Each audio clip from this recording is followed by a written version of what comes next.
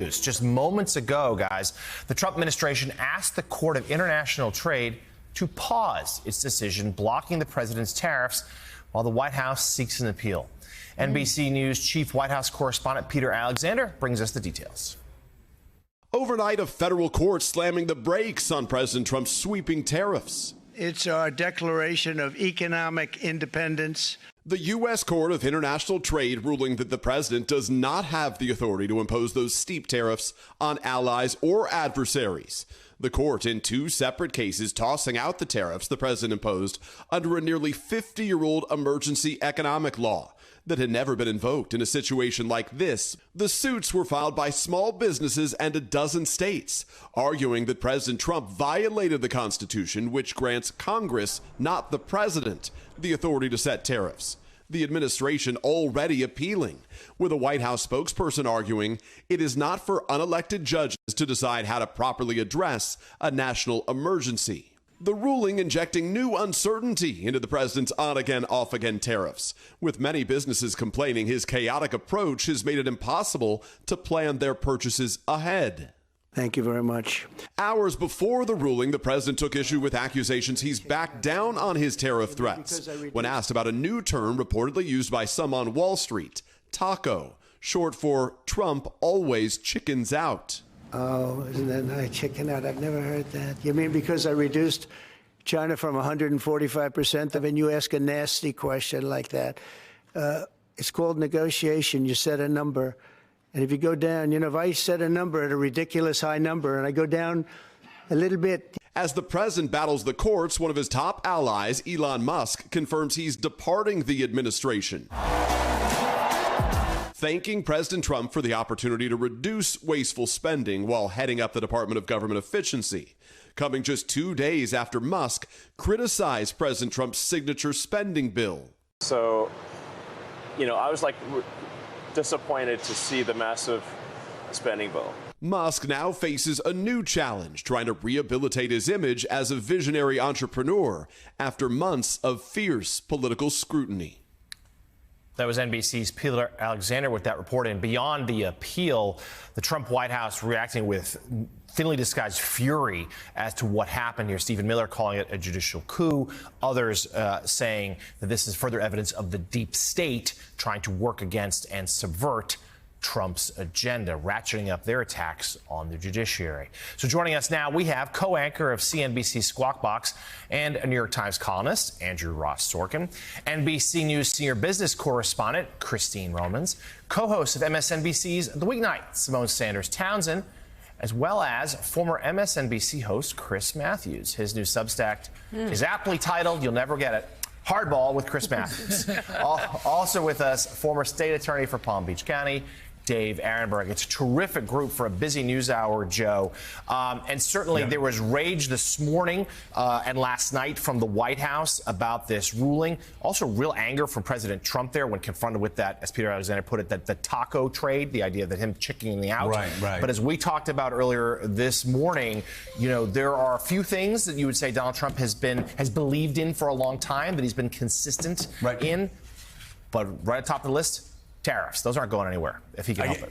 Yeah, and again, Wall Street just doesn't get it. I mean, the people that supported Donald Trump that thought he was just talking during the campaign about tariffs but didn't mean it don't get it.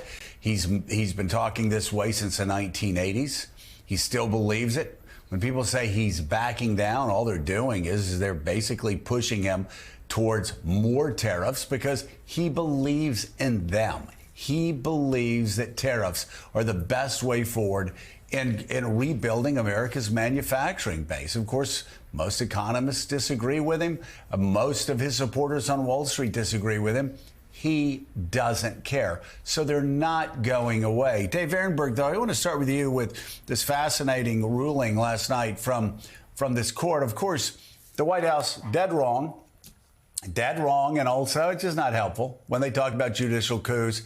It's not a judicial coup if it's in Article 3 and if this is the way that James Madison and Alexander Hamilton planned it out 240 years ago, and every president since then has had to deal with it. I do want to say this, though, and I'm just curious at first blush what your thought is.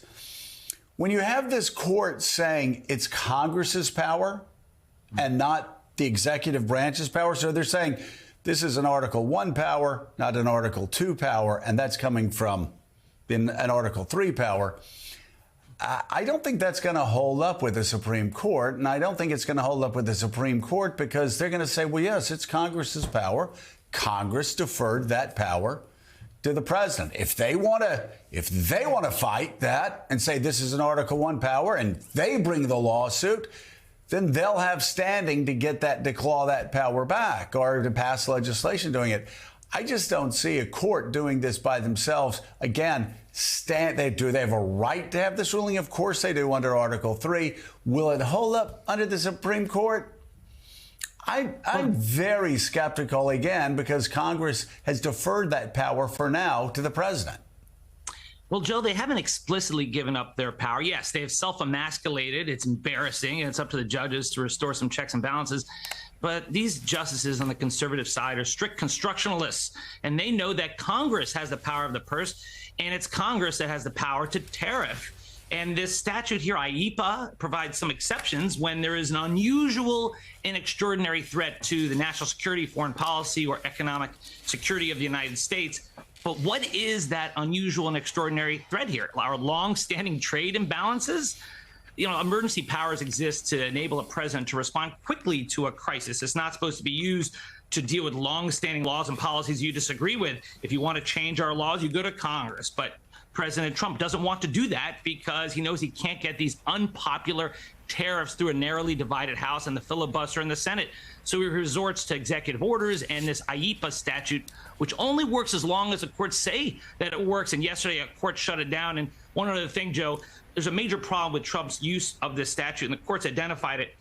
It doesn't authorize tariffs. This statute was enacted to enable a president to impose economic sanctions on hostile foreign countries, not every country in the world like Trump did. And tariffs do not appear in the list of potential sanctions in the law. It's not even mentioned in the act's legislative history either, and no president in history has ever used the law to impose tariffs. Now, Andrew Sorkin, though, I will say, again, Congress, Republicans and Democrats, there were a few that were trying to, end the emergency, reclaim their power, right. And they couldn't get a sufficient number of votes. So Congress has deferred to Donald Trump. Again, people may not like it. It's just the reality, and that's how the Supreme Court, I think, this Supreme Court's going to look at it. I think it's how a lot of courts would look at it. I just want to add this, Andrew, because it's kind of lost in the discussion, even from all of the weeping and gnashing of teeth that's coming out of the White House. From the New York Times this morning, even with this ruling, this is what the New York Times reporting on, Trump could still temporarily launch import taxes of 15% for 150 days on nations right.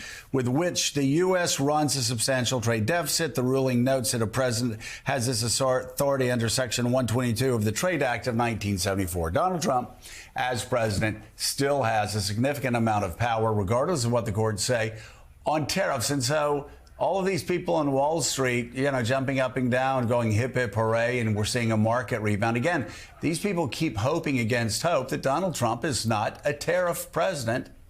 He is, isn't he? Well, he is. There's two pieces to this. So you're 100% right that he is going to find and can find other ways to effectuate these tariffs if he so wants. I was talking to Michael Froman, who used to be the U.S. Trade Representative, and he said there are lots of different methods and mechanisms with which he could pursue this. Having said that, in terms of the context of the art of the deal, how you're going to make deals with other countries, this clearly, at least in the short term, is going to give some new negotiating leverage, not to the U.S., but to our trading partners, right? They're going to look at this and say, okay, you want a deal from us? Well, you have your courts that you're going to have to fight with for a while. We'd like a different kind of deal. In fact, Europe just 72 hours ago said, don't put the tariffs up on us on June 1st. We'll try to get there by July 9th. Well, this has just been a gift to the EU in terms of how that negotiation could go. I'm sure there are some inside the UK this morning that are saying to themselves, we agreed early on we do this 10% tariff. Maybe that wasn't such a great idea, in fact, because the courts are going to upend some of these things. So there's no question that He can pursue these tariffs, and he may. It's just going to draw all of this out, though, in a much longer way, much longer than the sort of 90-day period that was initially, contemplated. And so that uncertainty unto itself is also going to create a sort of new level of paralysis, I'm afraid to say, as investors and business leaders and others try to think through all the different implications of what happens next. Yeah, lots of implications here.